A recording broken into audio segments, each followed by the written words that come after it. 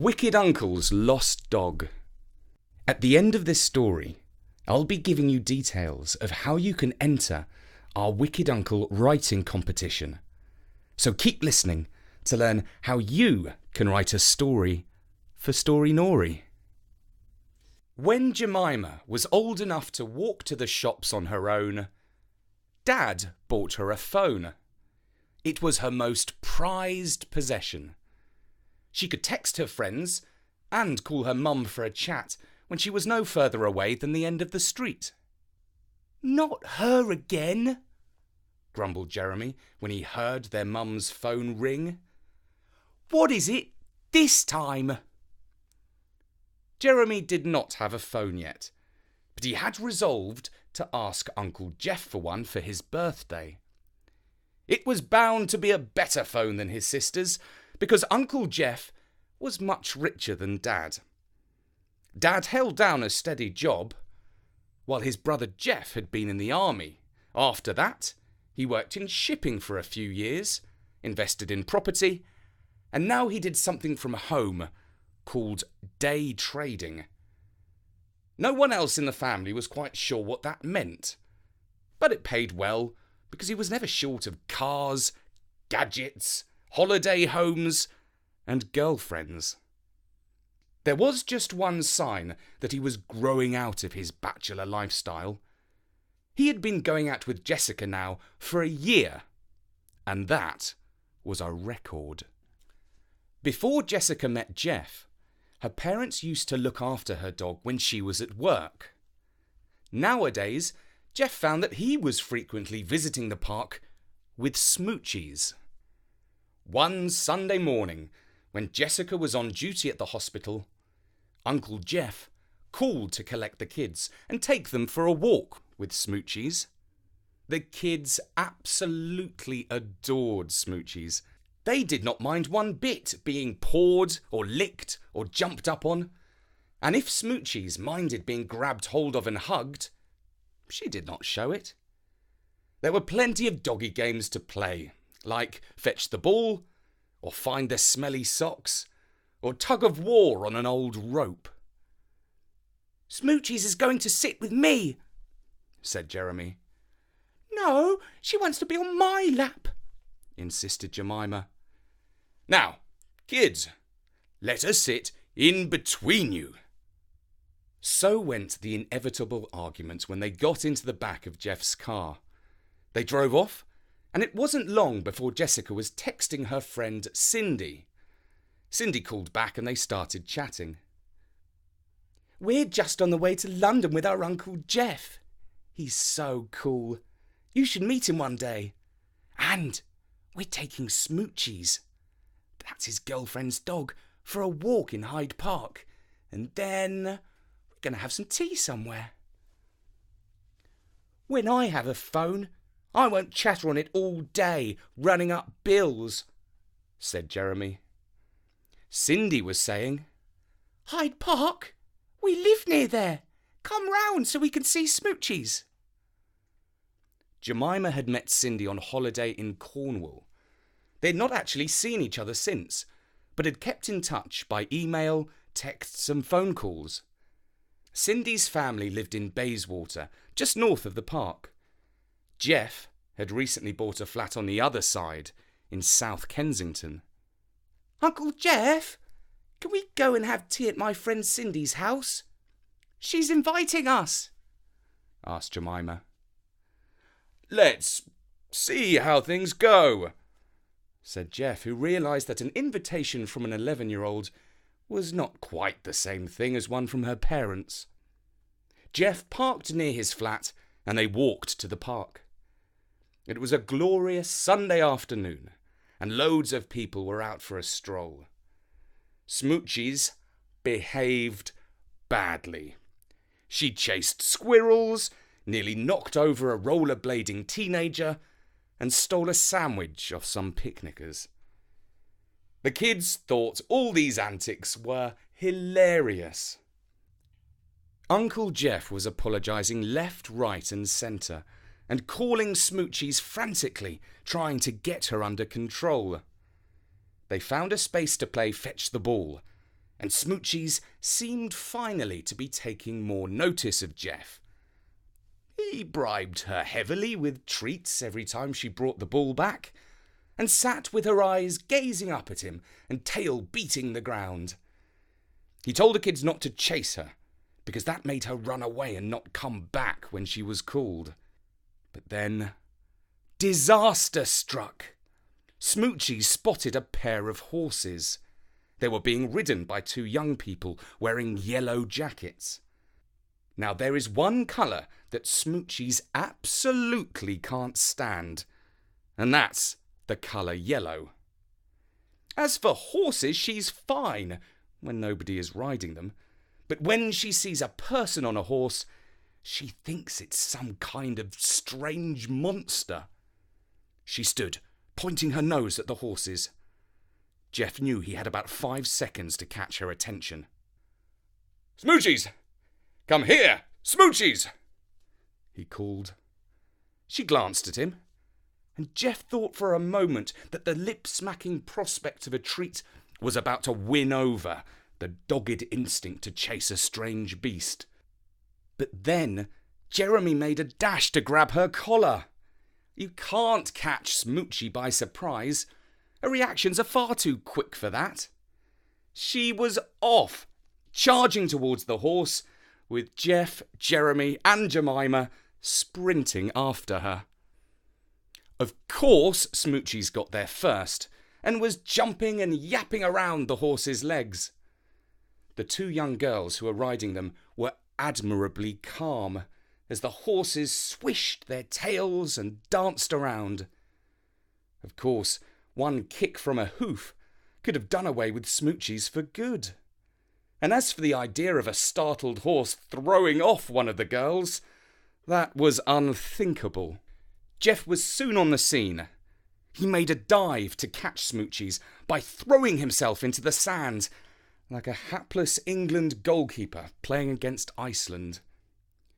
Of course, Smoochies got away, first darting towards Jeremy and then swerving at the last moment. No matter how embarrassing or difficult a situation is, there is always some idiot that can make it worse. One duly arrived at the scene. A man jumped in front of Smoochies, waving his arms around and shouting a kind of war cry like, "Whoa! You're not helping!" called out Jeff. The man swung a heavy boot at Smoochies, trying to kick her. "Don't you dare kick Smoochies!" called out Jemima.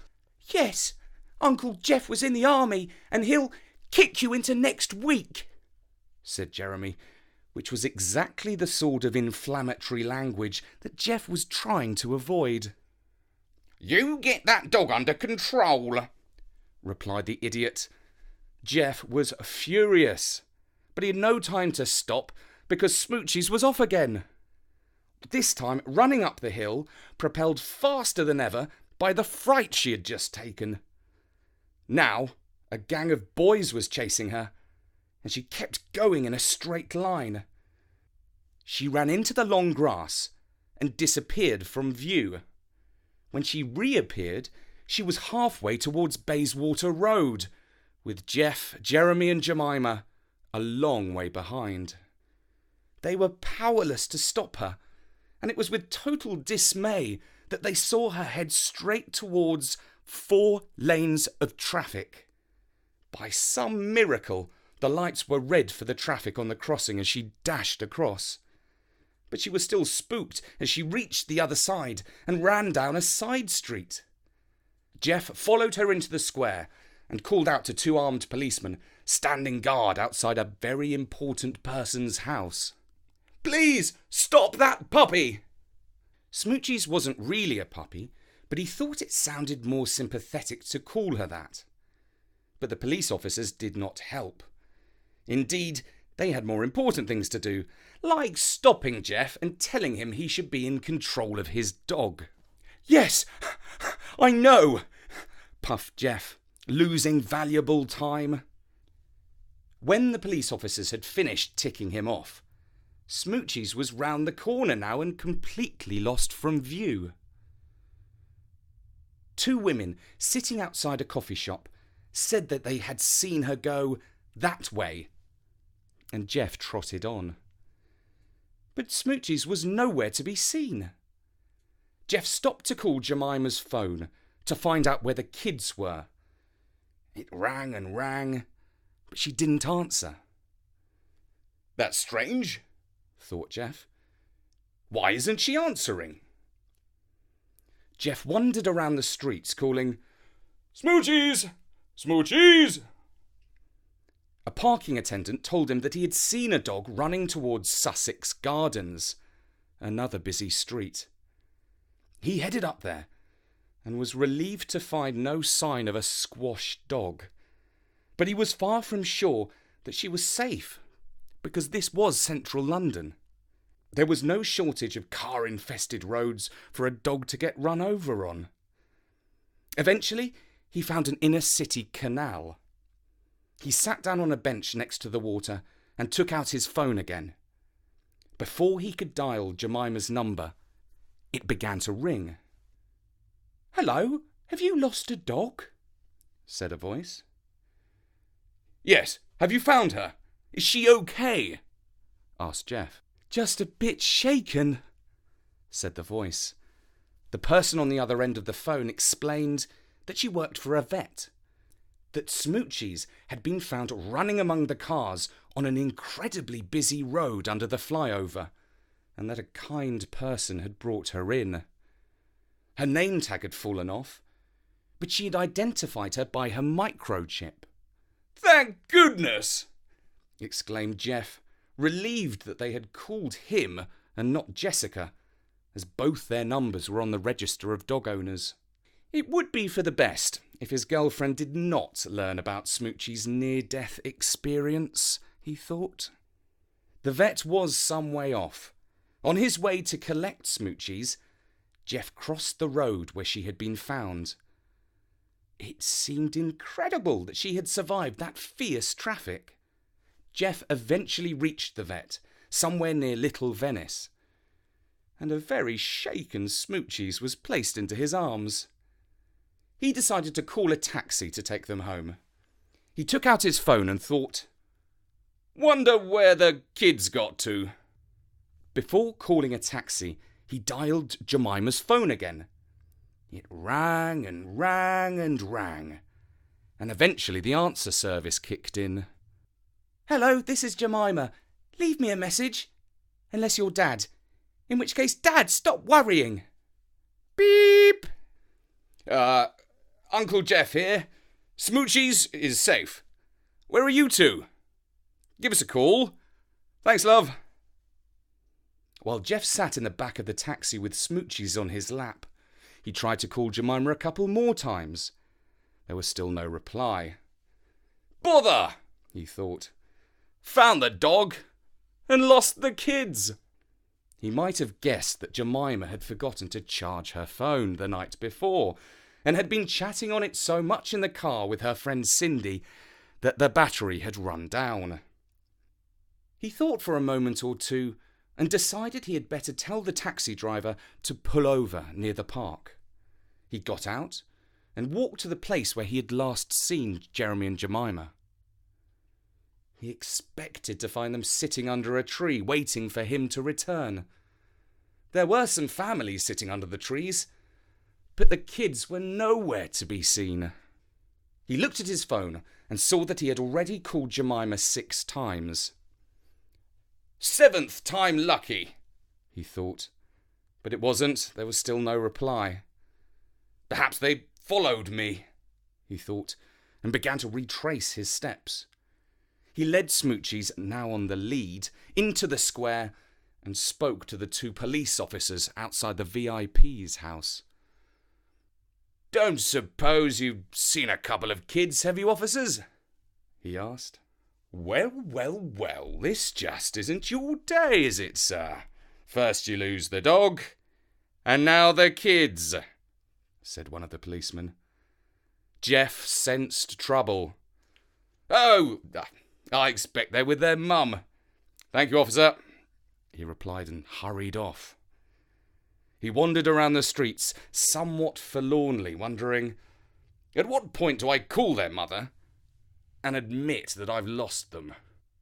He popped into a cafe, ordered a latte, and sat staring at the happy face that the barista had drawn in the froth.